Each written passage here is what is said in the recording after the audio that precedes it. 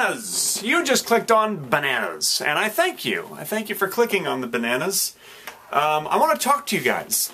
This is an unlisted video because really, you know, about maybe 2,000, 3,000 views is what these unlisted videos get, which means that you guys, you who are watching this right now, are, I don't want to say, I mean, you're the die-hard viewers. I don't like to use the word fans because this is just YouTube and I'm just a guy making videos. But you're the die-hard viewers. You're the ones who just really want to see all the mediocre film stuff. And I gotta tell you, I appreciate it more than you know.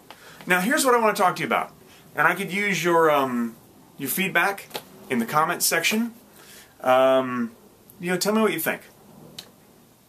For the past, I don't know, 5 years or so, I have been doing YouTube. I've been doing it since 2006, yeah, so it's been almost a full 5 years, since late 2006. And, you know, it started off just as a fun thing, making short films, putting, you know, full crews together and going to shoot short films, and those would get into film festivals, and it was just all for the fun, the creative part of it. And then YouTube introduced the partner program, so I got to start making money off of the videos, and when they do well, you know, the money would be pretty good.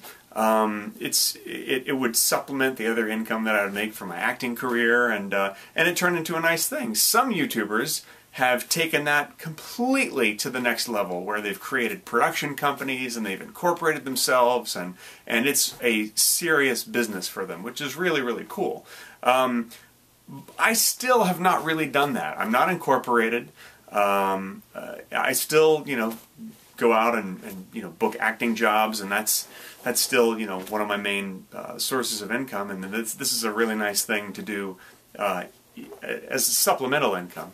And I don't feel that I've really fully committed to YouTube as a full-time job. Even though it kind of is. I mean, I do work an awful lot of hours on it. I especially did last year when I kind of made the decision to do weekly videos on my main channel, to do, you know, to put up some comedy video every single week. And at the end of the year, I don't know if you noticed, I skipped a couple of weeks. There were 2 or 3 weeks that I skipped just because I was burned out. I mean, it's hard.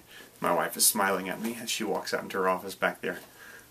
Anyhow, it's easy to get burned out on this sort of thing. For one thing, because, you know, when it's a channel that's your own channel and you're kind of a one-man show, listen, I basically do all the writing and the directing and the editing, and I bring in people from time to time to help with the videos. Not all of them. Sometimes the videos are just me in front of a green screen or a camera or whatever.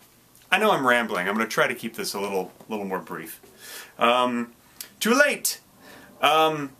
It's easy to get burned out because if you feel that that you're working really, really hard and people maybe don't appreciate it or as much as you hope that they would, or you're not getting feedback from the other side, then it makes it feel like, you know, what's the point? You know, it's fun to express yourself and to be creative, but I mean, let's not kid ourselves. I mean, a lot of the reason why, you know, I'm an actor and why so many people are YouTubers is that, you know, we want that feedback, and we want to, you know, entertain people and hear back from them that, like, they're loving it and this is great, and we want for definitely the positive to outweigh the negative, you know, the haters and the trolls. Lately, I've gotten a couple of really, really nice email messages and YouTube messages from some viewers who you know, had said that, you know, some of my videos helped them through some hard times, and that's the kind of thing that keeps me going. That's the kind of thing that really makes it all worth it for me, even if those messages are just few and far between. I'm not asking you to, like, leave comments right now saying, you know, how my videos have helped you or anything, because that's just weird and egotistical. No, what I'm asking you is, do you think that it's worth it for me to, you know, to attempt to take my mediocre films, the main channel and even, you know, the second channel and the other stuff that I do, to the next level, and to really commit to this as perhaps my one and only full-time job? Maybe give up the acting, maybe give up the auditioning, the commercials that I do and stuff. You know, I don't even really know why I'm asking you this, other than the fact that you guys are, you know, the diehards. You know, do you miss the sketch comedy stuff that I used to do? The things that were more like short films? Because I sure do.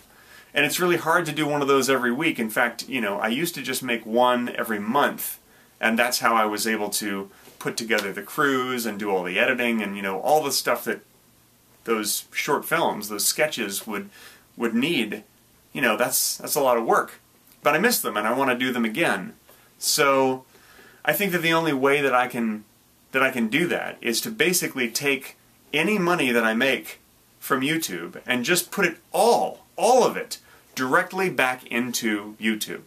To just, you know, any money that I make, just put it right back into making more videos and putting crews together and paying people and just working to make comedy videos that are, you know, as good as possible.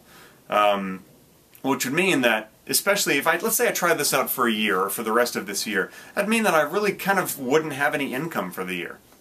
I'd just basically be living off of savings and doing this. That's why this is such a big decision, and a hard decision.